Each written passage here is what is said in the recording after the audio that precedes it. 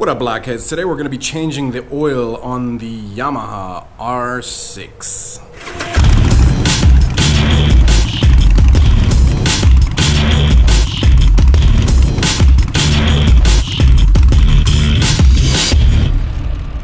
Alright, so first things first, in order to change your oil, you are going to need some parts. You are going to need a oil filter.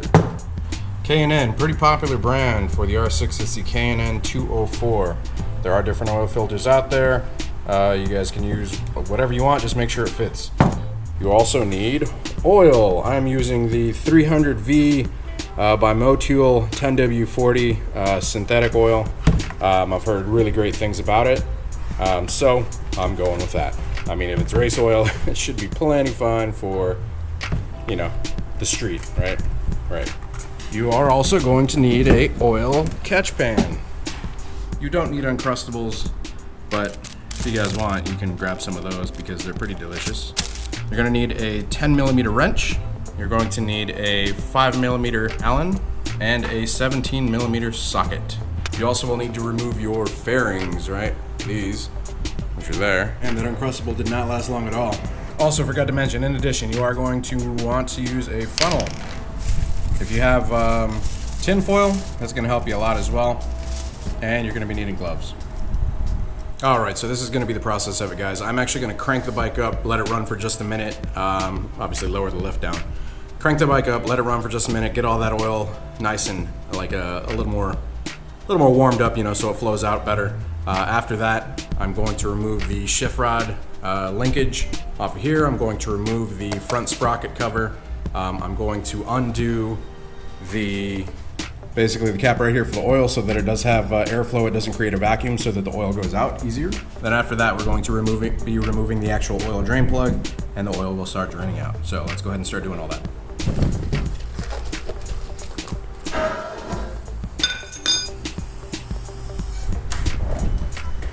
It should be obvious, but confirm that it's in neutral beforehand. You know you're gonna wanna hold the clutch in it regardless.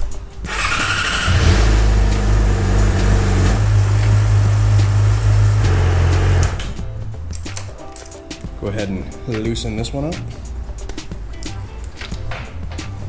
And go ahead and remove the shift rod linkage, which is going to be the 10mm wrench.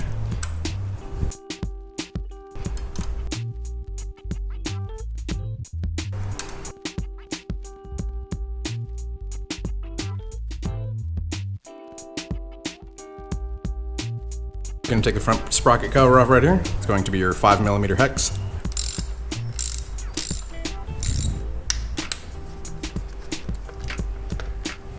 Note the thread locker that they did use on there, so I want to use some thread locker whenever we put it back on there. Ew, it's dirty. It's a good opportunity to clean all that stuff out.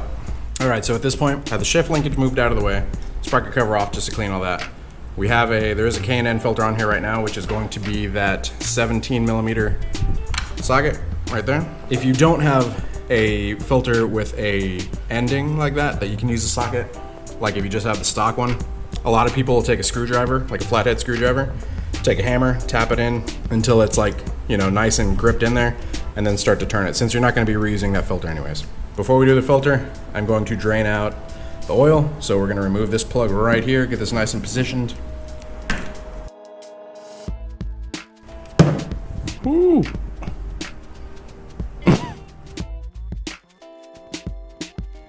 That was my mistake.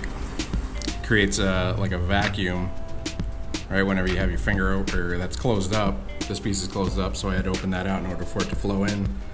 That was my bad. I'm like, man, it's filling up all the quick. But cool, just a little spill. That's why it's a good thing to have napkins on standby or shop towels. All right, so while we're letting that drain out, we're gonna go ahead and move these lines out of the way so that we can get the filter out. What you guys are gonna do, pull them down, press that latch downwards, kind of pull them up and around. Pull them out of the little channel that they go in right here and just push them up and out of the way, just like that. While this is still on, we're gonna go ahead and clean out all the gunk and debris that's in here. I went ahead and cleaned out some of it.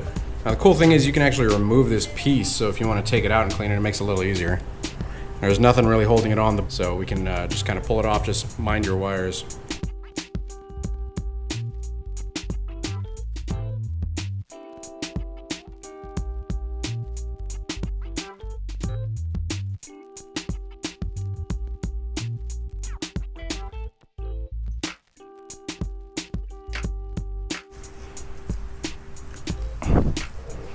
Hold on. At this point, we're gonna remove the old oil filter. And you can loosen it until it's basically like just hand tight. Already started dripping, damn it. I was gonna try and use the foil to keep it off of all of that.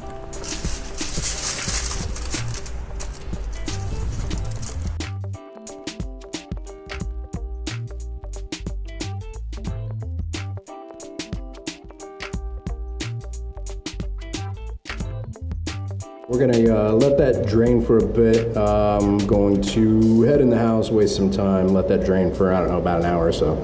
Just so you know it's all good and done, and then we'll start putting everything back together. All right, so the oil is drained out, right? Bolt there. The filter is taken off. That has been drained out, cleaned up. We've got the front sprocket all cleaned up as well. Now we're ready to start reassembling, putting oil in and all that stuff. So what we're gonna do, you're going to take the new oil filter and you're going to want to lube the O-ring that is on that with some oil. So we're going to do that.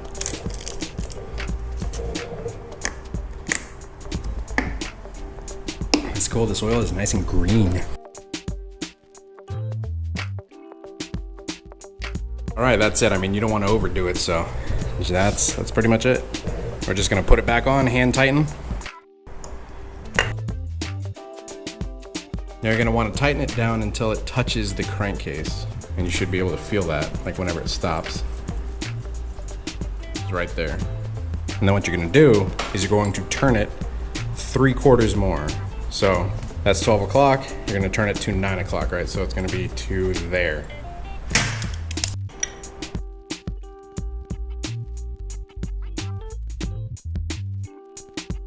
All right, that's it. And that's what's actually recommended, I wanna say by Yamaha. I can't remember if there's a torque spec on that or not, but that's actually what I read in one of the manuals, was to basically tighten it down until it touches the crankcase, and then to turn it 3/4. So not a full turn, 3/4 of a turn right there. Right, so after that, I'm going to put the drain plug back in. Now, some people will add a crush washer, some people won't. It didn't have a crush washer to begin with from the last time it got serviced from Yamaha, so. All right, so we're gonna go ahead and retighten down the oil drain plug. Now, the manual says that you're supposed to torque this down to 31 foot-pounds. However, people say that that is way too much, and there's actually people that have done it previously that have stripped the threads inside of here by doing that. So what a lot of people have done, what I've read up a bunch on, is that people torque it down to 15 foot-pounds, or to just hand tighten it, and then you're gonna snug it down with a ratchet till it's nice and tight, and then a little tiny bit more. But from what I've read, you do not want to do 31 foot-pounds like the manual says, because it will strip it out.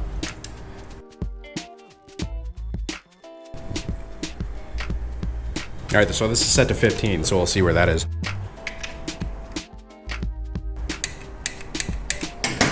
So that's good. I mean, I could not imagine tightening that thing down to 31 foot-pounds. That'd just be crazy. All right, so after this, we're gonna go ahead and start putting oil in. We're gonna go ahead and get the this wiring tucked back away under here, and we're going to put these hoses back in place as well.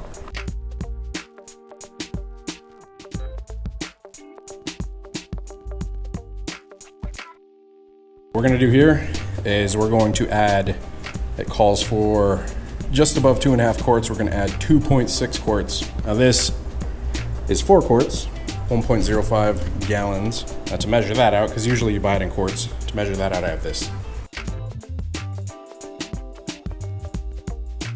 So how cool is this thing? We'll fill it up, and then basically it won't open until I actually open it here. So you twist it to open it. By the way, you guys will be able to find the links to everything that I'm using in the description below. We're gonna be putting oil in right here. Here's the cap for it. Guess I should keep that on the cloth, right?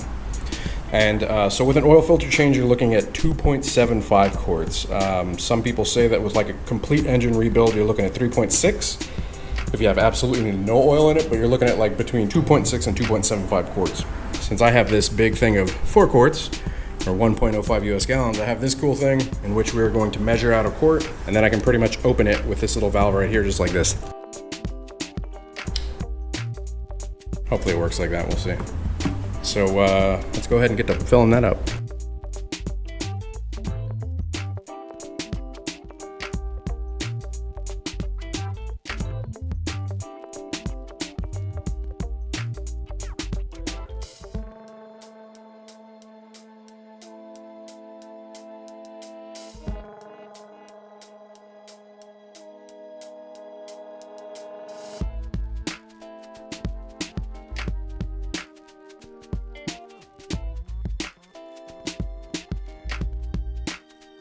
Dude, that is awesome.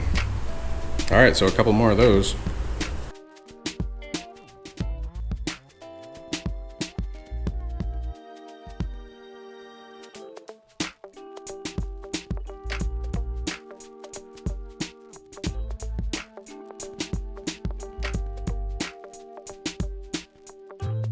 Dude, that thing's great, seriously.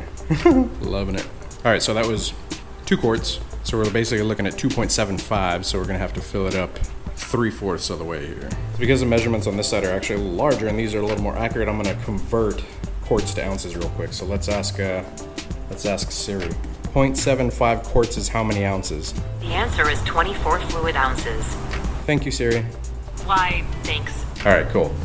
So we're gonna fill it up to 24 fluid ounces, right there.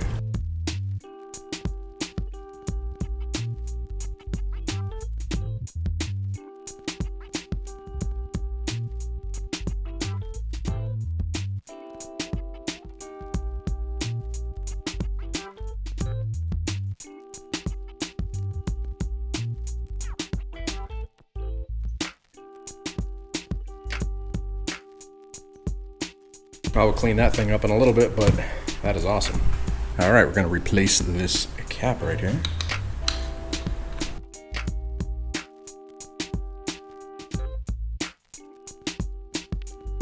All right, so coming back around to this side, just to tidy everything up. Once again, got everything torqued down. We've got oil in the bike. So we're gonna go ahead and put the flywheel cover back on here, which we've cleaned up. It's right here. So that's just gonna be those 3 bolts right here. It does look like they have Loctite on them. So I'm gonna go ahead and add a little drip of Loctite. If you guys are looking to pick some of that up, I'll link in the description below.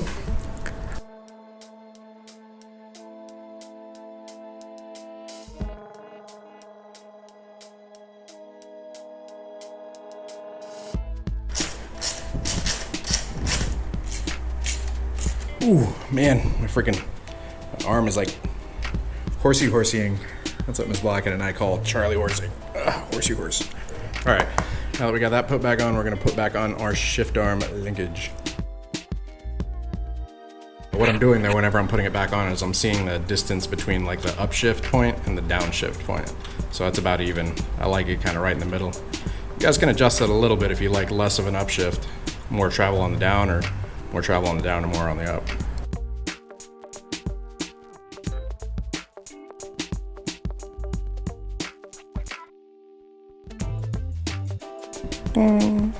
Before we start it up, just to summarize, we have the oil drain plug back in, we have the sprocket cover back on, we have the oil filter, O-ring is lubed, tightened back down. So tighten back down, we have the shift rod linkage back on, tightened down. We also have it filled up with oil, check the levels. So let's go ahead and we're gonna lower this back down. We're gonna start it up for a little bit and make sure that there's no leaks.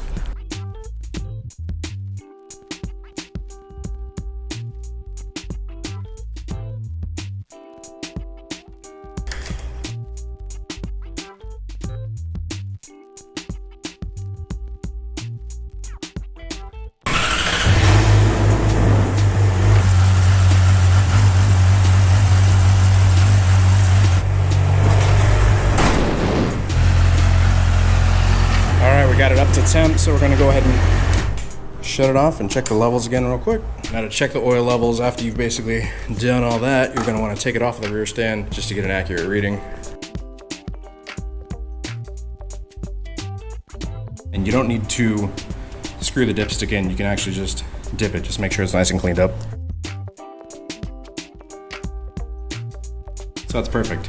It's like right in the middle. You guys can see that. So that's awesome. 2.75 quarts with the oil filter change. All right, so at this point, if you guys are done and you're not doing anything else, you can go ahead and put the fairings back onto the bike. And that is pretty much it. That's an oil change, not too crazy hard. I've got a couple things to do left, so I'm not gonna put it all back together just yet, but you guys can find that in that other video, which I will link at the end of this. But that's pretty much it. I hope you guys have enjoyed the video. If you did, be sure to go ahead and hit the like button.